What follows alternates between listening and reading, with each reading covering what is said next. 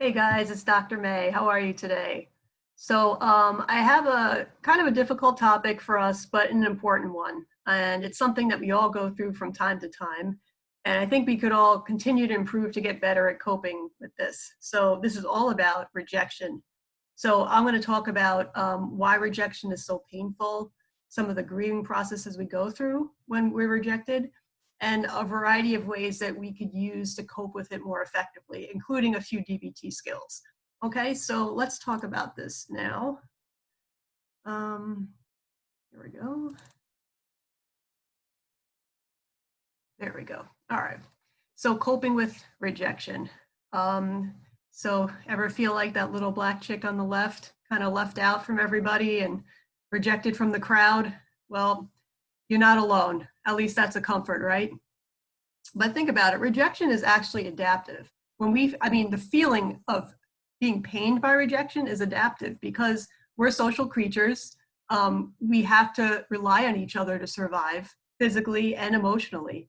And so it makes sense that we feel a lot of pain when we're rejected from somebody or some group. So you could kind of validate yourself knowing that everybody feels like that, right? And even in the past, like in the cavemen days, like in that picture, it could even have meant death. Like if you didn't have that tribe to help you survive, and the elements and get food and shelter and stuff, you probably wouldn't even live, right? So we have that deep in our system to be afraid of rejection, okay? And if you look at our brain, there's actually physical pain and emotional pain, kind of like the pain we would feel for rejection, are right next to each other in the brain. And so physical pain and emotional pain are very tied together. And so the part of our brain tied into the emotional pain center lights up when we're getting rejected. And sometimes it almost physically pains us too, if you think about it. Like you almost feel like that ache in your body, right? So no wonder rejection hurts.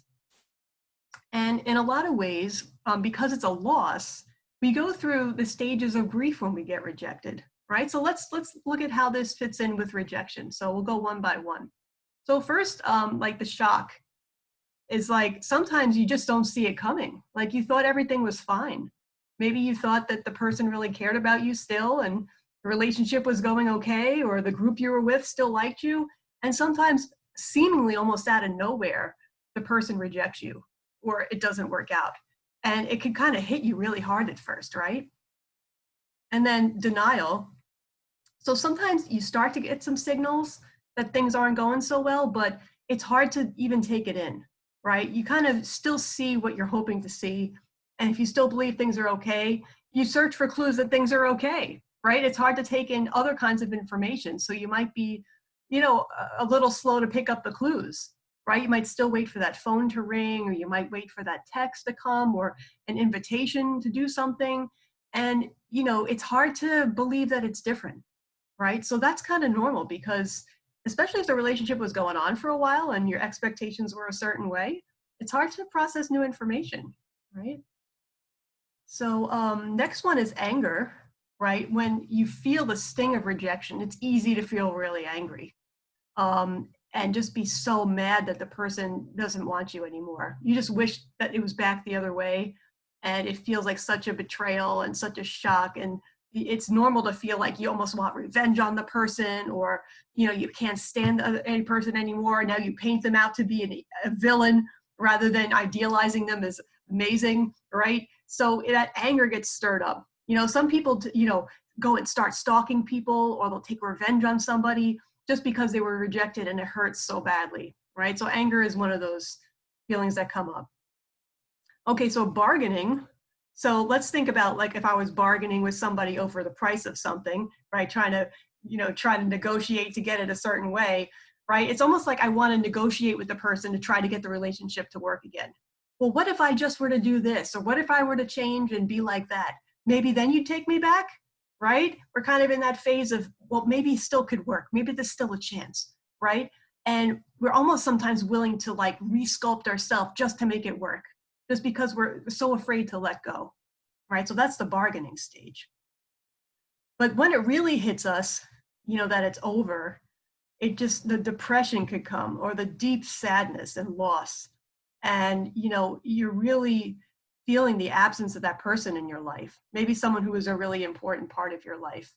And any expectations you had of a future with that person or plans you had are now starting to fall away. So this even little losses within the bigger loss. And, you know, it kind of tied into that feeling of abandonment or insecurity, and other kinds of feelings come up too. Really, really challenging stage for sure. So related to that, you might start to get into a shame spiral. You know, you could take it a certain way to mean like, well, because that person rejected me, it must mean that there's something wrong with me, or it must mean that I'm inherently flawed and not worthy of a relationship because I thought I was worthy of a relationship with that person. And now that I'm not, God, there really must be something wrong, right? So that could hurt a lot. Or you could start blaming yourself, like, well, if I only did this or I only did that, maybe it would be different. Or if I was only being a different way, maybe it would have worked out. And we try to second guess ourselves and replay the tape and try to redo it in our mind and figure it out, right? So that's a really hard, painful thing too. We might see ourselves as a victim of this rejection, you know, like, look how my life is ruined now. Look what this person did to me, and feel very betrayed, right? So very challenging phase for sure. Other issues that could come up, you might start ruminating about it, right? Just all these thoughts about what happened and how could I have done differently, and missing the person and all kinds of stuff. It might even keep you up at night, just thinking about it all the time. During the day, it might be hard to concentrate on the other stuff that you have to do, like work or school or other relationships, right? It could just be this big cloud that's hanging over you. And you might be so hurt by it that you might be afraid to love again or to connect with someone again because you might be scared of the abandonment or scared of the rejection, right? So those are other things that could come up as well. All right, so now that we acknowledge the pain, and you can certainly take that information to help validate yourself in your personal experience, right? But once we do that, there's also some room for change, right? There's a dialectic of validation and change. So the change is how we could approach rejection and handle it, okay? So you may not be able to prevent rejection or stop rejection because it happens sometimes. And sometimes there's nothing we could do about it, but we can deal with it better, all right? So one thing we could do is to try to get support. So find another person that still is in your life that you trust, that you could open up to and talk to about what's going on, you know. And when you feel like you're still worthy of a relationship and someone else still cares, it could really make a difference. If you're ashamed of being rejected and you hide it and keep it to yourself, the shame is just going to grow. It's just going to make you feel more alone and, you know, really cycle in those negative thoughts about yourself. So it's important to air them out and get them out in the open with somebody that could give you other perspective and support, okay, and help you get to the place where you can validate yourself. And maybe the person could even share an experience when he or she was rejected, and that can make you feel less alone, right? So that's really important. Okay, another one is acceptance, or radical acceptance, as we say in DBT. So when you get to that later phase of grief, acceptance is really one of the later phases, right? It's when you really understand that it's over, that you accept that that's the reality. It may not have been the reality you were hoping for. You might have had a totally different vision of the relationship lasting, but the important thing is to keep turning your mind back to the acceptance that this is where it's at right now, okay? And you have to start with that truth in order to really heal, and not go back to the bargaining or not going back to the maybe if I just, right? Because it's probably just over, all right? All right, and then another thing we can do is direct self-compassion toward ourselves. So it's kind of related to validation, but there's a kindness component in this. So self-compassion involves being mindful of the pain, being aware of it, directing kindness toward yourself, and remembering that you're not alone, that other people have also gone through this, and you're definitely not the only one suffering, okay? So be your own best friend.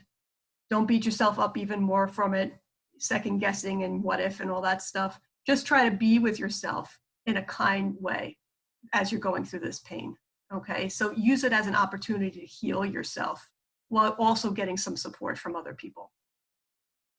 Okay, so deep down we have to remember that no relationship is a sign that we're okay or not okay, right? Deep down in our core as human beings, we're all okay, no matter what. We're already enough. You don't have to wait for a person to tell you you're enough, or you don't have to wait till you're in a romantic relationship to be enough. You don't have to wait to be accepted by a group to be enough. Okay, it's really hard to take that in, but it's true that no matter what happens in my outside world with my relationships, the ups and downs of my relationships that will happen throughout the course of my life, I have to believe that deep down, I am okay. All right, so keep coming back to that. That's really important. Okay, so another thing DBT-wise we can do is opposite to emotion action for love. So if you have a hard time letting go, and maybe you're trying to work on acceptance, but then you're going back to loving the person and wishing it was the same as it was, you might have to practice a little opposite action to love. So instead of trying to reach out to the person, maybe make an excuse as to why you have to call them or text them, or send them a gift in the mail, or, oh gee, I left something at your apartment, right? You have to start to think, well, that's going to increase my feelings of love, but the love doesn't make sense anymore because the person rejected me. They don't want me in their life anymore. Maybe they even moved on. So nurturing my feeling of love by engaging in love-related actions is just going to prolong the process of mourning and moving on in my life. So I need to do some opposite action to love. So the opposite to emotion action is to stop expressing my love to that person. Give myself time away from that person. Maybe in the future, when your emotions settle down, it could make sense to occasionally, in a friendly way, text them without it stirring up those feelings again. But in the beginning, you might have to just take a break from that person. Just let yourself settle down and start over before you start re-nourishing that feeling of love, which it doesn't make sense anymore, right? So distract yourself from love thoughts, in addition to the actions. Try not to keep thinking about it, and keep reminding yourself why love is unjustified. We're not meant to be, for whatever the reason. That person moved on. I thought this was going to work, but now it's not working. Bring yourself back to the present moment and where the relationship is actually at, and not where the relationship is where you wish it was at. You see what I'm saying? So this is really important, and you have to go through this cycle quite a bit. This might take a while.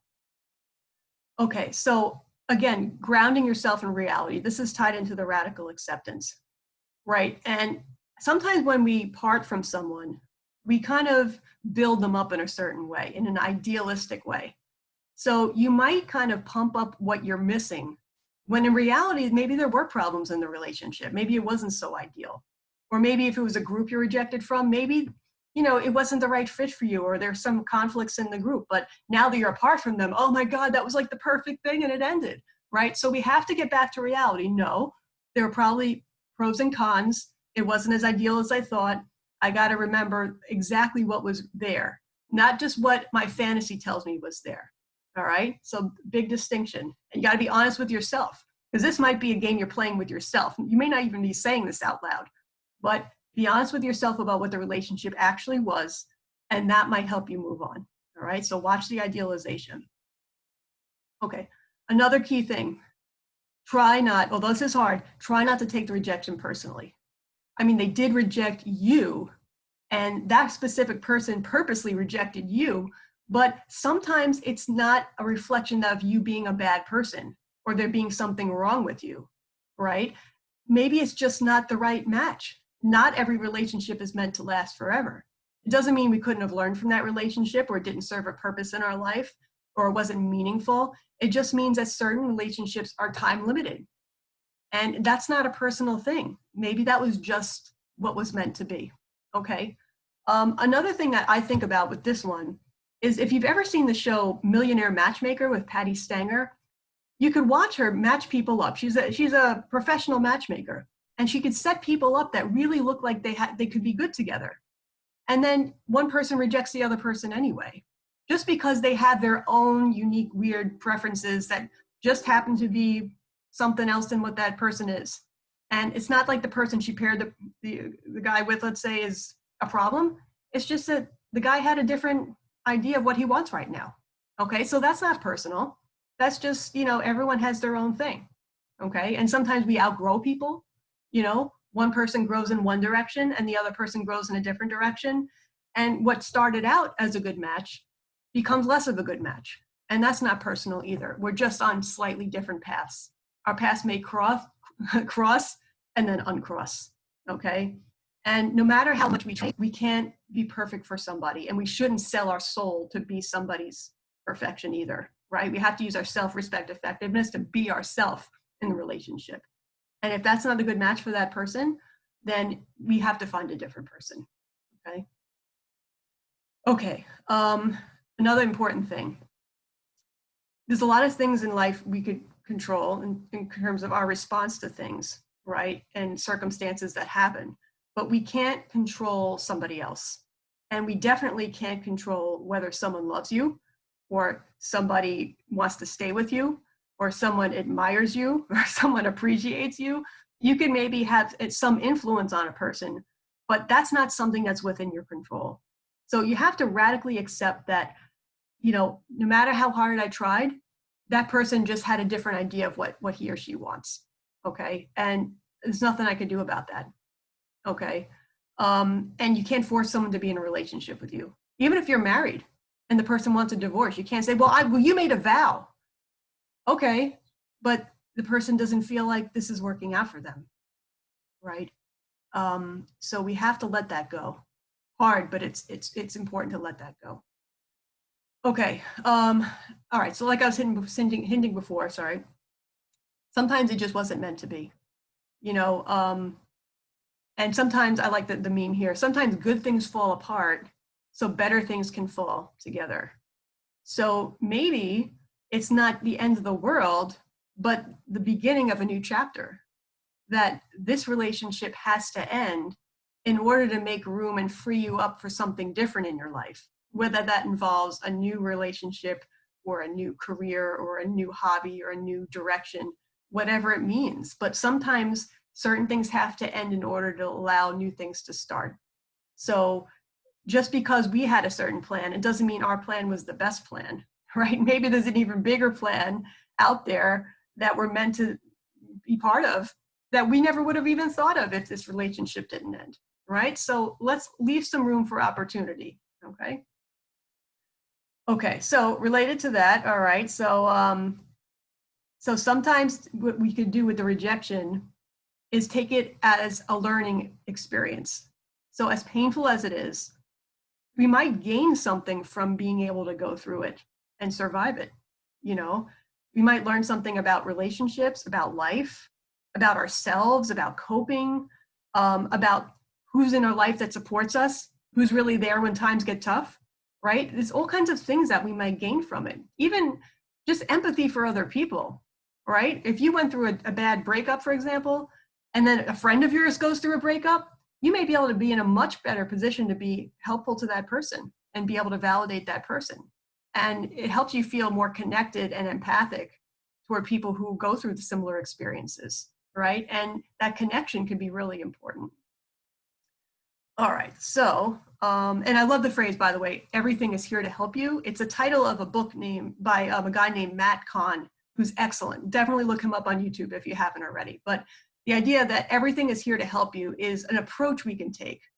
So seeing things like rejection or other painful experiences as a teacher, as something that can give us a lesson about life that came in our path on purpose, right? It's a little bit of a different twist than thinking, oh my God, this is the worst thing in the world.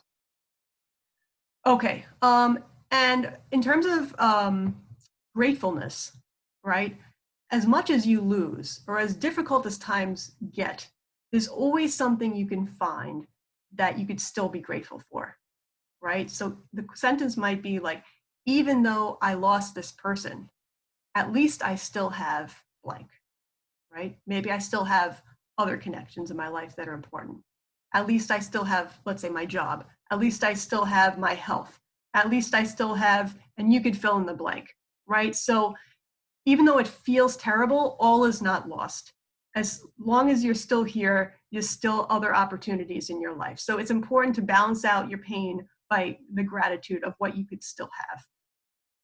Okay, and finally, I think this is finally, the fact that you even allowed yourself to care that much about somebody is a sign of your own courage, right? We have to be vulnerable and put ourselves out there and be willing to take a risk in order to be in a relationship. And so that was a sign of our personal strength. And so even though it didn't last, it doesn't mean it wasn't worth it. And it doesn't mean we're not badass, okay? And that we could still do this again, right? We could always start over and take that strength and bring it to a new relationship, all right? And like they said, nothing ventured, nothing gained, or it's better to have loved and lost than never to have loved at all, right? It still was a learning experience. All right, guys. So that's my talk about rejection today. And rejection could be really painful, but it's something we all can survive. And I hope these tips helped you and helped you get through some of your difficult relationship things. All right. Well, thanks for listening, and see you again. Take care now.